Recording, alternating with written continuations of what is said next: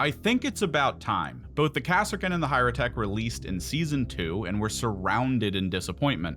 The Kasrkin felt like a one-trick glass cannon. The Hierotek felt like they forgot they were Necrons. But now, Q3 2023, it seems like Games Workshop has settled into the adjustments made. The Kasrkin are more durable, they have an okay equipment option for melee now, more consistent elite points as well. The Hierotek leaders feel truly elite. They are less restricted by limited APL and command points. Their reanimation feels truly game-changing, and several powerful abilities actually last between rounds now. So, with all these changes, it's time. Let's pit these enhanced teams against each other and see just how far they've come. Before that, real quick, this is YouTube, so if you are interested in tabletop content and are new to the channel, don't forget to hit the subscribe button. Maybe the like if you're interested. And just a heads up, we have a community Discord. Join up if you want to show off some projects, talk about rules, or even regale us with battle reports of your own. That being said, we'll be taking this match in close quarters, the same darkened halls these teams came from. Critical Ops will guide us with the battleground setup, converted to Vault in close quarters. The mission is Capture, a boon to both teams with their 2 APL units. The Kasrkin will take to the field with mostly specialists, led by a sergeant with a chainsword and a plasma pistol for that much needed AP and damage. A combat medic, hoping to keep the units alive, adrenaline shot equipped to help prevent the APL loss when medic is used. A demo trooper looking to cut off enemy rotations, a recon trooper bringing its warden auspex and extra recon scouting option, as well as a decoy grenade, as the Kasrkin outnumber the Hierotek and might fall prey to some overwatches and guard actions. A Vox trooper to hand out the needed APL. A regular trooper, which, despite being the basic type unit, does come with some free use of elite points. He'll also have a decoy grenade. The gunners will consist of a grenade launcher, a plasma gun, a melta-gun, and a hotshot volley. Lots of AP while staying mobile. As well, the plasma and the melta will both have adrenaline shots, and the hotshot volley will have a crack grenade. The Hierotek bring a common spread of units for close quarters play, led by a Psychomancer bringing his close quarters powerhouse of a ranged weapon protected by a phase shifter. The cryptic actions it brings to the field will be Conjure Trauma for the super injury debuff and Nightmare Shroud, preventing rerolls and criticals within 6 inches of the unit using it. Potentially devastating for the Kasrkin, who rely on upping hits to crits with their elite points. A set of plasma sights for their speed and durability enhancements. An Apprentice supporting his Psychomancer master. A Despotek with a Tesla carbine enhanced by an arc shock projector. A pair of Guardians with Gauss blasters and enhanced by hyperphase blades. And a Deathmark enhanced by phase oculars to lay down some guaranteed criticals when needed. Objectives set, hatchways shut, let's head into the bowels of this Space Hulk and witness how far these teams have come.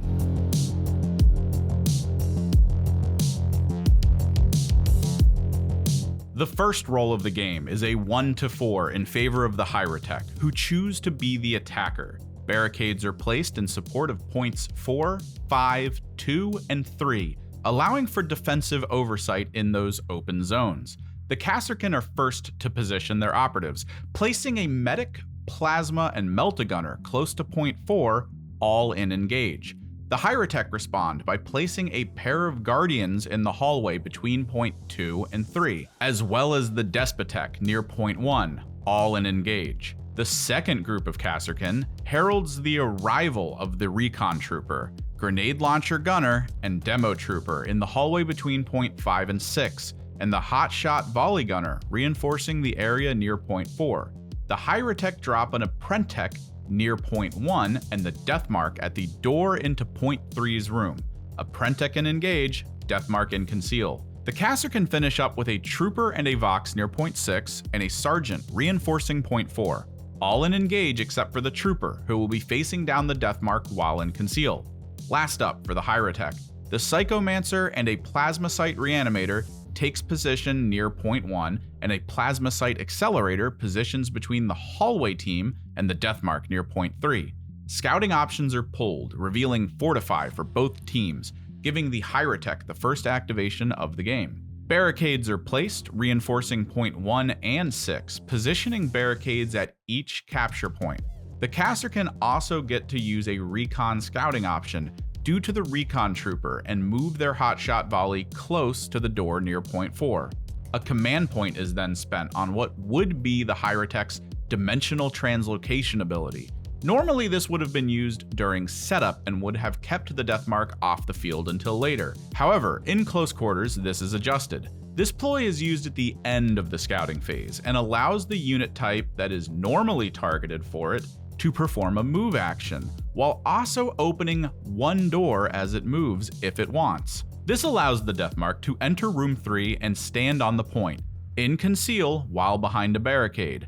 If paired with the infiltrate ploy, this would be very threatening as the Deathmark isn't treated as having moved during turn 1, so its gun would still be usable. Without infiltrate set, however, the Hierotek could use a ploy to allow the Deathmark to change orders for an action point. With everything locked in, we enter the first turn of the game.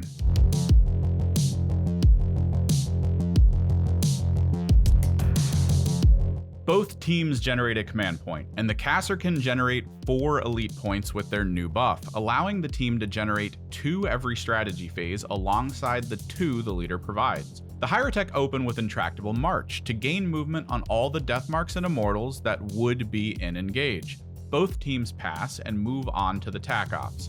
The Hierotek reveal Unyielding Ancients, their faction TAC Op that requires 3 or more operatives to be within 6 inches of either the center of the kill zone or the enemy drop zone by the end of the game. If one of those units is either the Cryptic or the Apprentice, full score is achieved.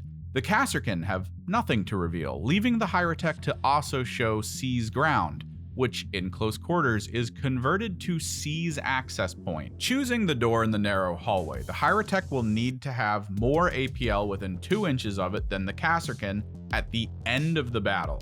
4 APL total with no nearby enemies for full score. All TAC Ops set, the first activation of the game goes to the Plasmacyte Accelerator, which provides a Guardian a bonus APL for free and rotates to the opposite wall. The Kasrkin Vox Trooper activates and provides the Hotshot Volley Gunner as well as the Demo Trooper a bonus APL, mercifully not needing vision for this ability that can be used more than once. The Despotek activates and positions behind the barricade on point 1 and goes into guard. The Kasrkin Demo Trooper activates and rushes to the door down the hallway, places a Meltamine against it, and with its bonus action point, dashes to a safe range near the door to room 5. This will hopefully cut off aggression from the middle, as that Meltamine is no joke. The Apprentice activates and moves into room 2, hugging the wall in hopes to avoid attacks from the opposite side. The Kasrkin Trooper pops the door into room 6 and moves behind the barricade, comfortably in conceal. One of the Immortal Guardians in the hallway pops the door to room 2 and takes up position behind the barricade. The Kasrkin Sergeant activates and moves up to the barricade on point 4, going into guard with the leftover action point. With a move and a dash, the Plasmacyte Reanimator moves up near point 1. The Kasrkin Recon Trooper activates and uses the Warden Auspex on the Guardian on point 2 and rotates along the wall. The second hallway Guardian moves towards the middle door and pops open the hatch towards room 3, providing cover to the Deathmark and not tripping the Meltamine in mid. The Kasrkin Grenade Launcher Gunner activates and with a move and a dash positions near the middle door. The Psychomancer moves and dashes into position near point 2. The Kasrkins still have many actions to go, but are up against several instances of guard, making them have to pick and choose the least possible evils. The Hotshot Volley Gunner moves to the door near point 4 and pops it, triggering a guard attack, the first damage roll of the game. From the 5 attacks, the Despotek puts up 2 hits due to the -1 ballistic skill of Overwatch. Sadly, a bit of a misplay here, a 2+ was retained, forgetting the reduction. Forgivable, as the Hierotek also forgot that the Despotek's Demand ability is now free, and could have prepped a free reroll for the shooting action. The Kasrkin Gunner puts up 2 saves, mitigating the damage to 3. 5 wounds left, not injured, would have been 4 left before the health buff. In response, the Gunner throws a crack grenade at the Despotek. A pitiful 3 misses and a hit. Forgetting that neutralized target is a thing and digging deep into his elite wallet, 4 points are spent, turning a 2 into a 6, retaining a crit and a hit. The Despotek retains a save from cover and rolls 1 defense dice thanks to the Crack Grenade's AP1 and comes up empty. 5 damage to the Despotek, 7 health left. Quickly, as it is in Conceal and can't do too much, the Deathmark activation comes and goes on point 3 for the final Hierotek activation. A Kasrkin medic activates and while moving to point 5, pops the hatch.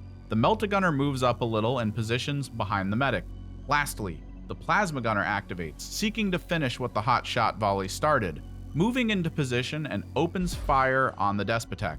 Supercharging the plasma, he nets 3 hits and an overheat roll. Taking a trip to the elite bank, he adds 5 points to the 1 roll, making it a crit and avoiding the overheat. No matter what, the Despotek is brought down. The Reanimator being nearby allows the reanimation protocol to trigger, having been recently buffed to no longer cause a sort of stun to the little bug.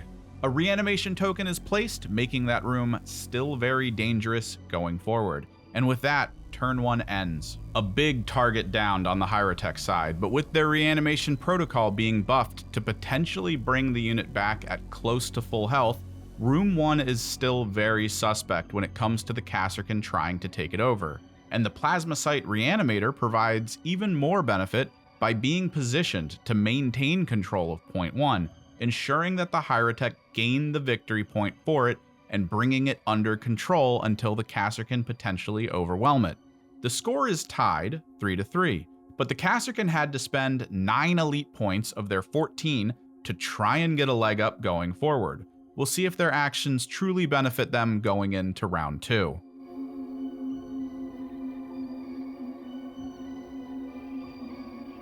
Initiative is rolled, 5-3 in the Kasrkin's favor. The Despotek reanimation roll comes up as a 1, keeping the unit down for a turn. Command points generated and 4 elite points gained, taking the Kasrkin to 9. The Kasrkin use Clearance Sweep and places the token on point 1 within range of the Psychomancer and the reanimation Plasmacyte. The Hierotek use Relentless Onslaught for close range rerolls. The Kasrkin use Reposition, giving many units near point 4 a free out of activation dash, moving the hot shot volley into room 1, the plasma close behind, and the sergeant rotates towards room 5. The Hierotek use Intractable March again, maintaining speed for the round. The Kasrkin pass. Going all in on the round, the Hierotek activate Undying Androids, allowing them a guaranteed save if they are not in cover. Both teams pass and move on to tack reveals. Kasrkin reveal hold them back. They now need to keep the Hierotek out of their territory for 2 rounds to fully score this. The Hierotek reveal Central Control, needing to be within 3 inches of the middle of the field for 2 turns. Kasrkin reveal Vital Objective, their faction tack op. Objective 1 is chosen to be the vital objective. If the Kasrkin control this at the end of the round, they score a point. They will need to take a second objective they don't control in a following round to complete this task. The last tack op is revealed as the Kasrkin's Secure Center Line. From this round going forward, if the Kasrkin are able to have more APL on the actual center line of the map than the Hierotek for 2 separate turns, this will be fully scored. All ploys played, all tack ops revealed. First activation of the game goes to the Kasrkin Plasma Gunner, who moves across room 1, getting into position near the clearance sweep token, and unloads an overcharge shot on the Psychomancer. Initially netting a crit and a hit, 3 elite points are spent to retain 2 crits and a hit. Opting to use the 4+ invulnerable and retaining a save from the cover of the wall, the Psychomancer puts up a critical and a normal save, reducing the incoming damage from 16 to 6. 7 wounds left. The Psychomancer responds by activating and leeching an action point from the nearby Plasmacyte, bringing him up to 4 action points. He opens fire on the hotshot volley, landing a crit and 2 hits. The crit triggers Splash, guaranteeing 1 mortal wound. The gunner rolls 1 save due to the 2 AP on the Abyssal Lance and gets a normal. All in all, 5 damage done, enough to bring down the already hurt gunner. Conjure Trauma is used on the Plasma Gunner, and then the Psychomancer charges and fights for its final action point. The Psychomancer puts up 2 crits, which would be great if there were other nearby Kasrkin, as the reap function is pretty powerful on the Psychomancer. The Plasma Gunner puts up 1 crit in response. Unable to snag the kill, the Psychomancer deflects the Kasrkin crit and puts through 3 damage, bringing the Gunner to 5 health, taking none in return and finding safety in the embrace of combat. The Vox Trooper activates and spreads some APL to the Melta-Gunner and the Sergeant. An Immortal Guardian near point 3 activates and moves just within range of the Kasrkin Trooper to negate cover, thus overriding the Conceal benefit and opening fire. 2 hits and 2 misses. But with Relentless Onslaught active, the Guardian gets a free reroll, upping the count to 3 hits. Rolling 2 defense dice due to the Gauss Blaster's AP1, the Kasrkin nets 1 save. Not enough against the 4-5 damage line of the Gauss. 8 wounds brings down the Trooper. The Kasrkin Sergeant activates, and with a move and a dash, enters Room 1. He then opens fire on the Plasmacyte Reanimator, not overcharging the shot as the Plasmacyte only have a defense line of 2. He puts up 3 hits and a miss, choosing to spend 2 elite points on the miss, 1 for free from the clearance sweep. The attack becomes 4 hits, guaranteeing 15 damage against the 5 wound Mecha Shrimp. A bit of overkill, probably unnecessary. Choosing to save the command point reanimation protocol for a later moment, the Plasmacyte is a permanent puddle of plasma-heated metal. The Plasmacyte Accelerator activates and repositions to provide the Guardian on point 2 an extra APL. The Kasrkin Melta-Gunner activates, and with his 3 APL, moves and dashes into position near the Guardian and unleashes the heat of the sun on the Metal Soldier. Landing a crit and 2 hits, 1 elite point is spent to make it 3 hits and a crit. Looking at a guaranteed 19 damage, Commence Reanimation is used as the Guardian falls, allowing it the chance to return in a following round. In retaliation, the Apprentech activates and opens fire on the Melta-Gun, netting 4 hits, and with no armor saves in response, 12 damage brings down the Melta, who is just outside of medic range. He then charges in to support his Psychomancer and stays safe against ranged attacks. The Grenade Launcher activates and puts a crack grenade into the back of the Guardian on point 6, landing just 1 hit, and yet again forgetting that neutralized target is a thing. 3 points are spent to up a miss to a crit. The Guardian retains a save from Undying Androids and puts up another save, lowering the damage to 4 and staying alive. The Deathmark activates and swaps to engage. With a dash adjustment, he finds his Demo Trooper target and opens fire, using the free Phase Ocular action. Rolling 3 hits, 1 is enhanced to a crit. The Demo Trooper puts up no saves and dies, leaving only his Meltamine behind. The Recon Trooper moves and dashes to point 4. The Guardian on point 6 overwatches the Grenade Launcher. 1 crit put up and no save in response. 5 damage on the Grenade Launcher, injuring it going forward. The Medic activates and with a move and a dash, makes it to point 2, thus ending round 2. Very back and forth so far. Many Necrons have fallen, but at great cost to the Kasrkin. Any other elite team would be worried about upcoming rounds, but this swingy nature of the Hierotek could see them come immediately back in turn 3 in a dominant fashion. Both teams score 3 main points and still nothing on TAC Ops, as many of them are scored at the end of the game. Much of the elite points have been burnt out as well. Everything comes down to a couple reanimation rolls and an initiative. Let's get back in there for round 3.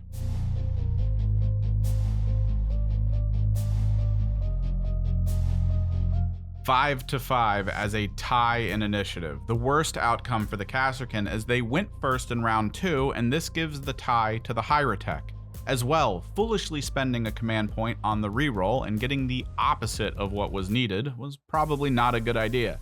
Rolling through revives, all the Hierotek set to return come back. Rolling for the heals gives the Despotek 6 health back and the Guardian gets 5. Because of the buff, Living Metal occurs after Resurrection, putting the Despotek to 8 health and the Guardian to 7. As well, the Guardian on 6 and the Psychomancer each gain 2 health back. Command points and elite points are generated. The Hierotek lead with Relentless Onslaught. Both players pass. Vital Point is placed on point 6 for the Kasrkin TAC Op, and the first activation goes. The Despotek activates and uses Demand on himself and opens fire on the Sergeant. Bear witness, ladies and gentlemen, to the biggest roll of the game. On initial roll, the Despotek lands 3 crits and 2 hits. Using the free demand reroll and free onslaught reroll, he picks up another 2. This triggers the 5 mortal wounds needed on the in-range of Splash Plasma Gunner to bring him down, and with no saves, the Sergeant dies with him. Having not moved the Despotek prior to shooting, it also takes 5 mortal wounds. Use this as a reminder to always check your splash and blast ranges. You could become a target.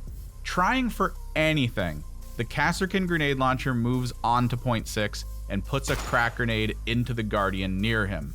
The Hierotek rolled their armor saves up front, and this is a good example of why you don't do that. The crack grenade landed 1 hit and a crit due to injury, but knowing that the saves put up would be too normal, the Kasrkin will spend 1 point with ease, ensuring that an instance of crit damage will go through, guaranteeing the kill. Always remember to wait on defense rolls. Keeps your opponents guessing. Reanimation protocol is used on the newly downed Necron. The Guardian on point 2 activates and fires on the medic nearby. After onslaught reroll, and sorry for the weirdly flickering dice box, 3 hits are put up. No saves from the medic. 2 command points spent to reroll into the same exact saves. The medic dies. The Kasrkin Recon Trooper activates and positions in some cover while being sure to have line of sight to the Despotek. He then opens fire on what is pretty much the MVP of the game. 1 crit and no hits. Finally spending a command point on neutralized target, he picks up 2 more crits. Spending the last of the elite points ups the miss to another crit. 4 crits in total.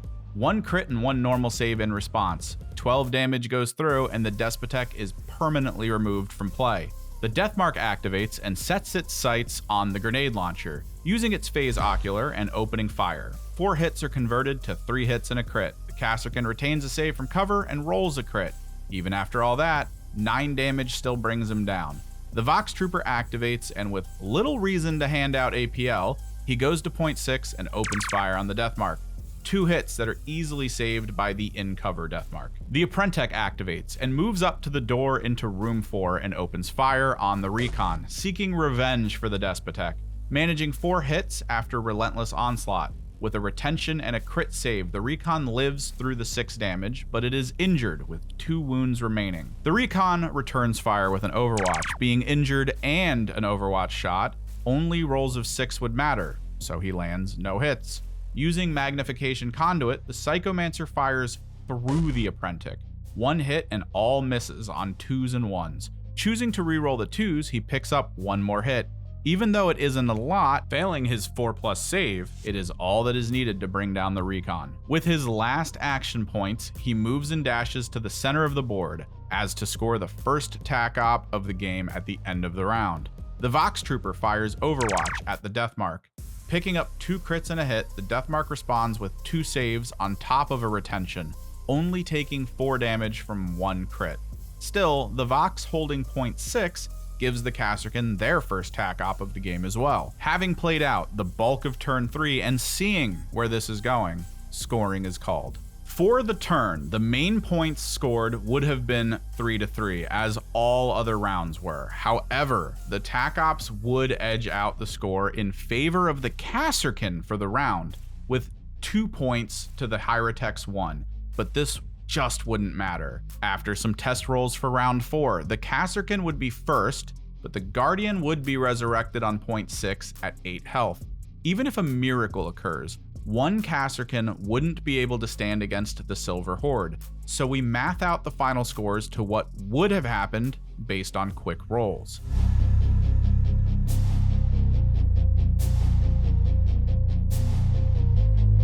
18 for the Hierotek, 12 for the Kasrkin. With the quick rolls, going all in on shooting the revived Guardian, the Vox actually managed to kill it with the benefit of the elimination pattern ploy providing P1 to the rifle. But this doesn't matter. Even if he runs away and lives, the Hierotek sees point 4 and 5 to limit the main scoreable points the Kasrkin can get to 1. No other Kasrkin tac ops can be scored, but the Hierotek achieve most of theirs, completing all tasks except for C's access point. which the Plasmacyte Accelerator would net 1 point on. It is the way of the Necron having been slammed into the ground. All it takes is one good round of rolls, and you'll find yourself back on top.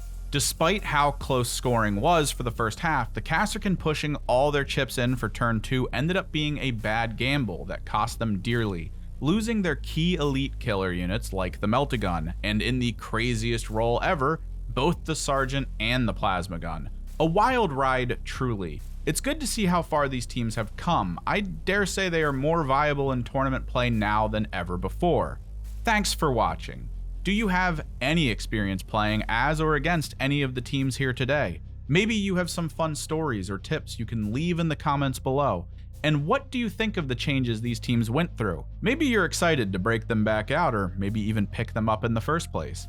Either way, we at the Chimerix Project wish you luck in your future matches. And as a reminder, our community Discord is linked below. Maybe drop in and say hi.